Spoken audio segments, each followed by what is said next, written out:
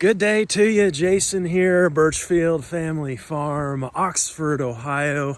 We do grass-fed Red Devon cattle, St Croix sheep, and chickens in a rotational grazing system here. I have a good word for you today.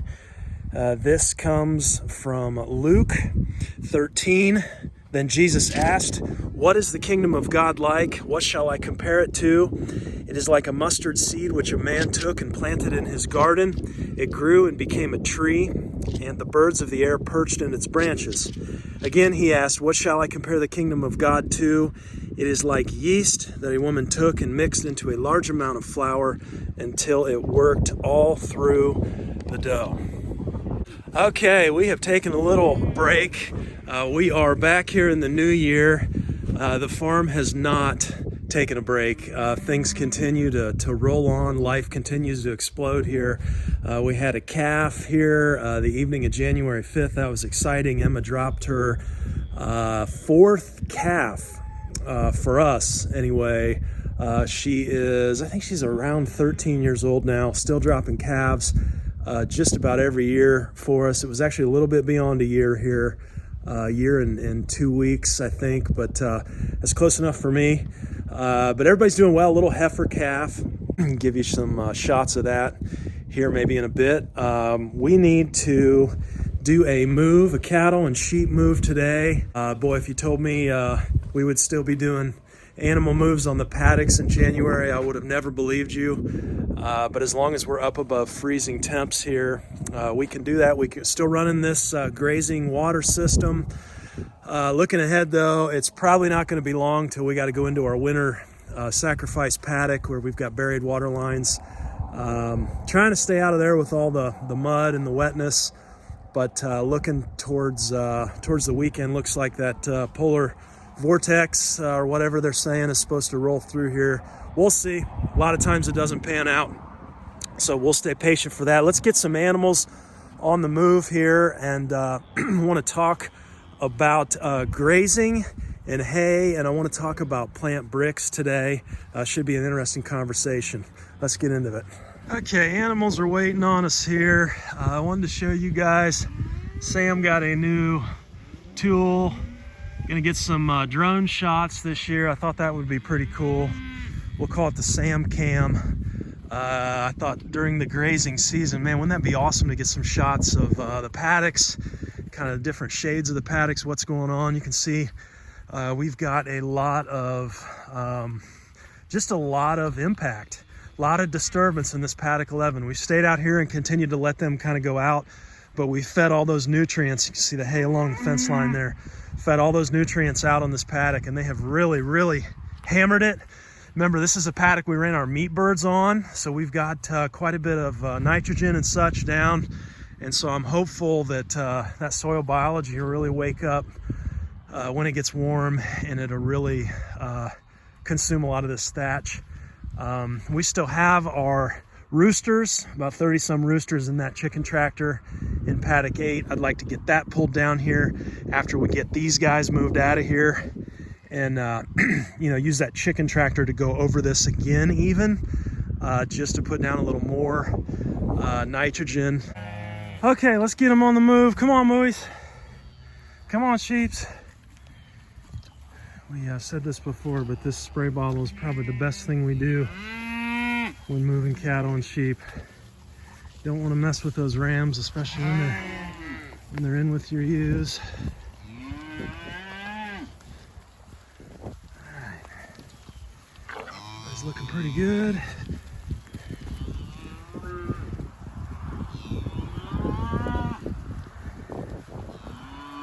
we go. It's like they know what they're doing.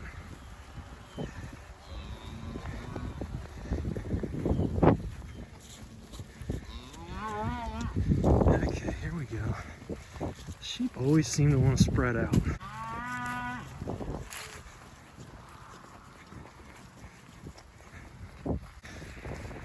Sheep are looking good here. I don't see any dirty hind ends. That's good. Okay, we made it. Okay, so you may be asking why go to all this work? Why not just put these animals back in, get them in the winter water paddock, the overwintering paddock, and be done with it. You know, why mess with moving them right now? Well, that last video we did, we talked about all the nutrients in hay, and hay has lots. You can go back and watch that if you want the specifics. I'm not going to go over all that, but basically, you know, a cow, full-grown cow, is putting down about 60 to 65 pounds of manure a day. And so as long as I can rotate, as long as I can bring this hay out here, I'm going to keep it going. You know, this equates on our little flurd here. I'm calculating about a 1/4 ton of manure a day that we put down.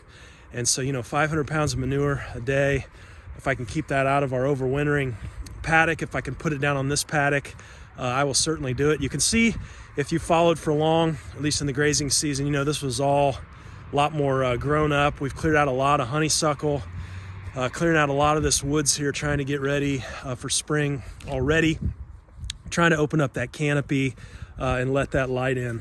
But, you know, I figure we've got, what, all week, about 5 days here until we hit this polar vortex or whatever they're calling for. So, you know, that's going to be about 1 ton, a little over 1 ton of manure that I get down on paddock 1 here. You guys have heard me talk paddock 1 and then paddock 8 across the fence where the chicken tractor is there. Those are our 2 worst paddocks. And if I spin around here, you know, that's mainly because of the coop, and we've run a lot of chickens and turkeys up around that area just because it's been convenient, right? It's been convenient because it's close to the house. We don't have to walk as far, and so consequently, you know, those birds, when you feed them, they associate you with feed, and then they hang out up there, you know, and where they hang out is where they're going to impact, scratch, and manure, of course. What we've been experiencing with the garden, the Johnson Sioux, if you've been paying attention to the videos, the last couple that we've done, had this cover crop trial going. It's still up there, still going, and we did 1 overwintering cover crop with the Johnson Sioux extract, 20 gallons of extract, just 2 pounds of compost mixed into non-chlorinated water, and then put straight, same water, just put water minus the extract down on the other side, and just did a little cover crop trial and just are having incredible results. But one of the differences that we noticed, and the most intriguing difference probably to me, is the difference. We had more biomass, but the difference in plant Brix levels. What are plant Brix? Just dissolved solids. Okay, dissolved solids, sugars. When we're doing maple syrup, you know, we can measure Brix. Brix will be higher as the sap turns into syrup. Your Brix levels go up.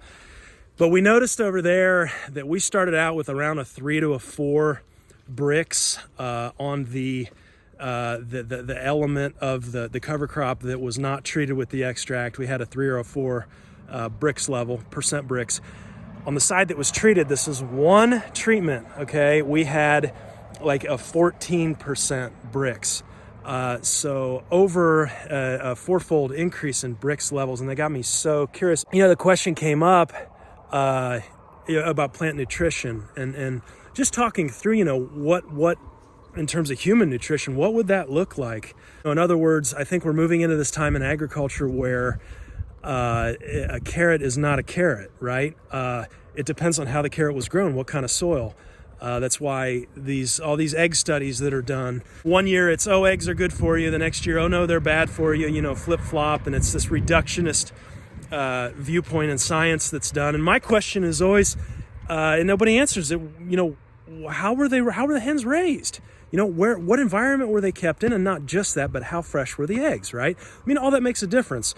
And we know that. So in other words, an egg is not an egg. It depends.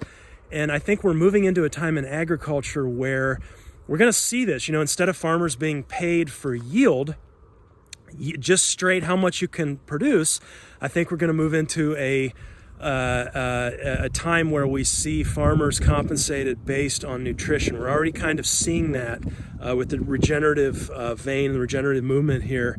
And, you know, it makes a difference because, you know, we're going to be healthier. We're going to heal more quickly on plants, vegetables that have been grown in good soil. There's no debating that. And so, one of the ways to tell that is through measuring plant Brix. And so over a 4-fold increase in plant Brix on this trial we did with 1 round of the Johnson Sioux, the question came back to hay. And, my friend brought up this question of, well, it would be interesting, it's not just that it's more nutritious, but he was posing the question of would they actually consume less if the Brix were higher? But you know what? That is a fascinating question, and I couldn't believe it, but I came across some research. Dr. Alan Williams, just an absolute giant in the regenerative ag space. Thing I love about Dr. Williams is he's not just an academic. He spent some time in that world, but he's out of it now. And he's a 6th-generation cattle guy and just very knowledgeable, both from a practical standpoint and an academic standpoint. And he's left the reductionist model behind. It's not reality. You can't reduce things to one variable, and he gets that. And so refreshing to watch him. But he actually has data. Of course, we've gone over in some previous videos, we've gone over the data on increased Brix levels, and how when you increase your plant Brix levels, you will see higher average daily gains. And again, how much more gain, how much more on the average daily gains? Well, you go from a 5% Brix. I'll throw this graphic up here.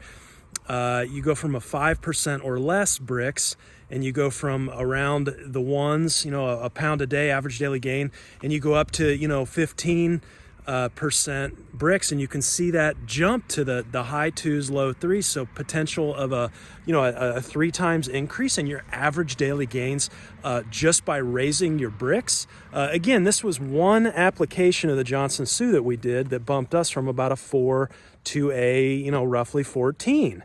Now this was on seed. This was bare seed, which we know Johnson Sioux has a really great effect on bare seed. Some of my questions now, well, what about perennial pasture? How could we get it working for perennial? We're going to dig into that, when spring hits here, do some measuring on that. But so we know Brix levels directly impacts average daily gains. Now, will cattle consume less? They will, according to Dr. Alan Williams. And this is the research that he's done here. Again, just an incredibly useful chart here that he's provided us with this research. And, you go from a 1 to 3% Brix, and, this is basically saying your daily dry matter consumption per bovine animal here. So 1 to 3% Brix, they would need to consume about 4% of body weight. You jump that Brix up to a 13 to 16%, and that drops to a 3% dry matter consumption per day, based on body weight. Now, one of my questions is, this may be for pasture. My question is, what if this applied to hay? And if it does in fact apply to hay, boy, isn't that interesting to run these numbers with? Our little flirt here, let's just say for convenience's fact, we're close to 10,000 pounds of live animal weight, right? And that'd be about going from a 4% dry matter need down to a 3%. Let's just say that saved us 100 pounds of hay a day if we were able to drop that. And on a 120-day hay season, that's 12,000 pounds of hay that we would save in that season. And I tell you, 12,000 pounds of hay, that's 240 50-pound square bales. And around here, they're going for about $6 a bale. So that's 1,440 real dollars that you would be saving just by increasing those Brix levels. Isn't that fascinating? Thanks to Dr. Alan Williams for providing, for doing that research and, having that data. I thought that was super interesting. So the question is, yes, your animals will consume less when you have a higher Brix forage, higher Brix pasture. Then the question becomes, well, how do we raise plant Brix? What's the best way to do that? Well, I think that's what we're playing around with here, and we've seen that. I think my idea for the spring I'm gonna sow that summer grazing mix. I believe it was a 6-way mix, and then we'll drip that Johnson Sioux extract down on that seed. So I know I'll get an increase in Brix levels in the annual cover crop that we're going to grow here in the spring. I know that'll happen. The wild card is, what about just the perennial pasture? And I don't know that. I would assume we're going to increase Brix levels. But as we talk about this, the main point I want to drive home here is the way to increase plant Brix levels is to get your biology functional again. Okay, and that means doing things like keeping the soil covered, not tilling, minimizing tillage, keeping it covered in the summertime, especially keeping those temperatures down. And, of course, we're experimenting with the Johnson Sioux. But like what we're doing back here, keeping the rotation going, keeping that manure rolling, getting those earthworm populations moving, and, as well as staying away from the synthetics. Dr. Christine Jones has proven that synthetic nitrogen will annihilate your mycorrhizal fungi population. In addition to, back to Dr. Alan Williams, he was saying, I thought this was interesting, just one application of glyphosate will reduce your mycorrhizal fungi population by at least 60%. I mean, could you imagine these fields anyway around me that are not only being tilled, but they're being hammered with glyphosate? It's so sad. Your mycorrhizal or your highways and your byways, they're working with plants and microbes and making nutrients available, as well as your soil structure. Your soil structure, mycorrhizal, are very important to the formation of the glycoprotein glomalin. And glomalin is going to be that bio glue. Okay, that's going to hold your soil into the aggregates, and that's going to allow more water infiltration. All this stuff works together. If you can get the biology going, that's the key. And we need that carbon, with the nitrogen, the synthetic nitrogen. It's making us broke, just to say it frank. And we're putting our plants on welfare when we're engaging them. Not that it won't make the plants have a response; it will. But in my opinion, not the way that I want to go about it here. And so, staying away from the synthetics as well. Just really trying to get back to basics, And I think all the good stuff is always, it's always free. It's just making time and, trying to sink our teeth into the biology and how we get that humming again. And that's what we're trying to do here. Before I go, I do want to take you over and show you Em and introduce you to our calf. Let's go take a look at them and go over some numbers on the calf. Little heifer calf. She is just about 72 hours old now, and just loving life. Getting in there, getting that milk, and been pretty happy so far. She was a little slow to get going, and I think that was because we calved. Temperatures were below freezing.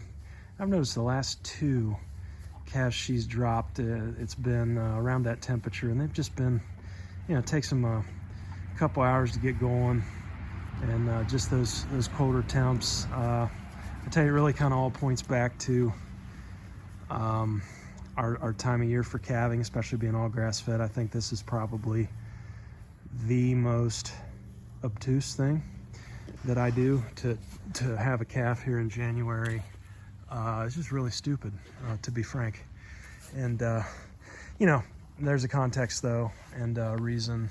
Of course, separating bulls is quite a bit more involved than separating rams on the sheep, and so we've just rolled with what we've had and let them do whatever. But I think we're kind of coming to a place here where I want to be calving and lambing in the spring when that grass comes on, and Only other thing I wanted to talk about was with calving and with lambing, two of our I guess I could say two of our most important metrics. Probably the most widely relied upon thing that I use is just a simple scale. And if you can get a birth weight, we do this on lambs and for calves. And then typically that first day you may see that weight drop a little, but after that it should take off. This heifer here was a little heavier than our normals. She was up around 80 pounds, and so have seen a little bit of a gain, but we're monitoring that. And that second thing I like to monitor is that manure consistency on a new calf especially. You know, you can do that with lambs as well, but that new calf, you know, you're going to see that yellow meconium starting out. The main thing is you don't want to see a really runny liquid manure. And have not seen any of that yet, so those two metrics seem to be okay. I do want to see a little more weight she's putting on. I'm hoping that takes off here in the next 24 to 48 hours. But you know, the other thing that you can monitor is just how they look. And you can see this one getting around, sniffing. Gosh, man, these fences need some attention. Yeah, you can get through there, can't you, huh? Yep. Yeah. Yeah, you can see there, just very, very alert and lively, and that's that third thing that you can be looking at. Oh, hey, sweetie. Yeah. She's a good mama, very protective. That's a good thing. But that's the story here from the farm. Thanks for hanging with me today. And ooh, baby. Okay. We will catch you next time. Be blessed, be at peace. Take care.